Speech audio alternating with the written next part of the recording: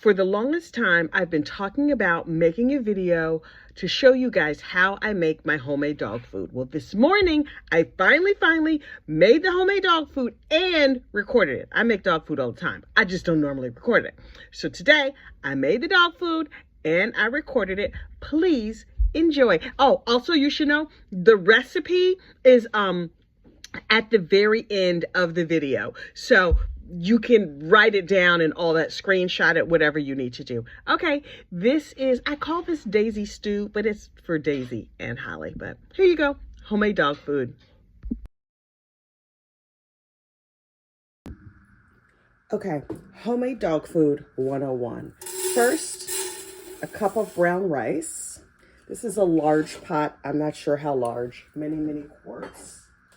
Next, these containers of chicken livers that you get from the supermarket for like $1.99.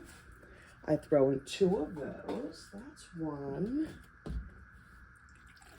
That's 2. And does it look like something you as a human would eat? Probably not, but you could if you felt so moved. And then I put in some rosemary. Now listen, I've been making this dog food for 13 years now, so I don't really measure, but I cook a lot, so I know that's about 1.5 tablespoons of rosemary. And then I'm gonna put in a nice teaspoon of salt. Yes, I always measure with my hand because I measure with my hand, and I know that I'm good at measuring with my hand. Okay, so that's the basic ingredients. Next, you want to add water, enough to cover everything up, right? So my rice is covered. That was maybe 4 cups of water, 5 cups of water.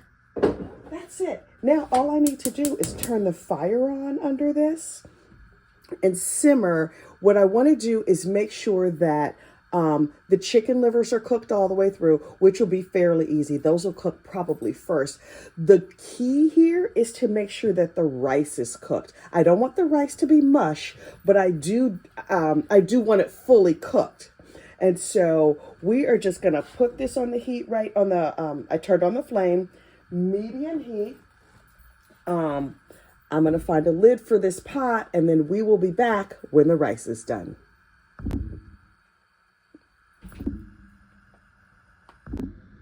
Okay, so I think we are just about there. Oh, it's looking good. It's looking good.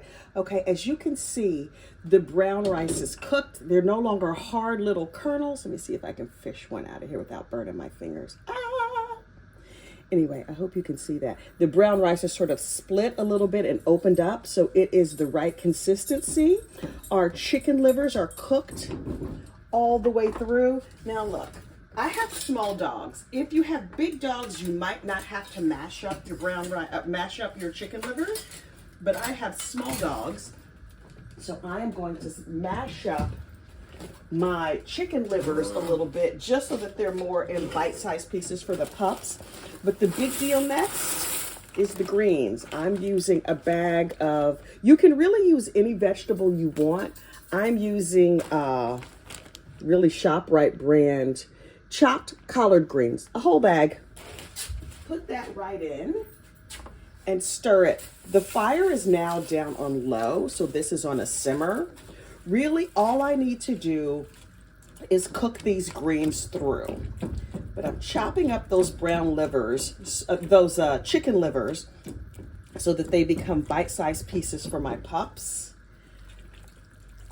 So far, this whole pot has taken me about 25 minutes, 30 minutes to cook. Honestly, I turned it on, got it going to a rolling boil, set it to low, and then went and did other things. So now we're just gonna let those greens thaw all the way. Put the lid back on, let that cook all the way through, and then I'll show you the final couple of steps. Okay, so we're ready for the final step of dog food making. The greens have all cooked down. The rice is nice and open, and there's a little bit of juice. left in the bottom of the pot, which is perfect. Next, we use a can of pumpkin. This is a 29-ounce can of pumpkin. Put the whole thing inside. Come on, pumpkin. The pumpkin is, first of all, my dogs love it. They would eat it just raw like this. But if you don't have pumpkin, you could get squash. You can get, sometimes when it's in season, I'll just get a whole squash from the supermarket and roast it or put it in the microwave until it's soft. And I'll stir it in. So I stir in the pumpkin. The reason that it's good to have that extra liquid is because that pumpkin needs moisture to fully combine. And there we go. That's it. Homemade dog food complete. Now, also keep in mind that you can add whatever additives are good for your dog and are necessary for your dog's good health. So if you have a dog with dry skin, maybe you want to add in some extra virgin olive oil. You can do flaxseed. There's all kinds of yummy goodness that you could add into this. But even if you don't add anything else in, you're all set to go. That is what I call Daisy Stew. Now, in terms of storage, I have these storage cubes. People buy these for soup. You just fill up. I have several of these. I'll just do one so you can get a sense of it. I fill up the container, each container all the way. This container has two sides, so I'll fill that side, then I'll fill that side. I'll wait for this to totally cool down, put a lid on it, and then freeze it right in my freezer. Once I have blocks of dog food, I pop them out of here and just keep frozen dog food blocks in a zip top bag. That way, when it's time for the pups to eat, when they're running low, I take one out, throw it in the refrigerator, in, you know, a Tupperware container, whatever kind of container. And I have homemade dog food, fresh, delicious. This is absolutely human grade. As you notice, I didn't put anything in here that I would not eat myself. All right, so there you go. Homemade dog food. Enjoy.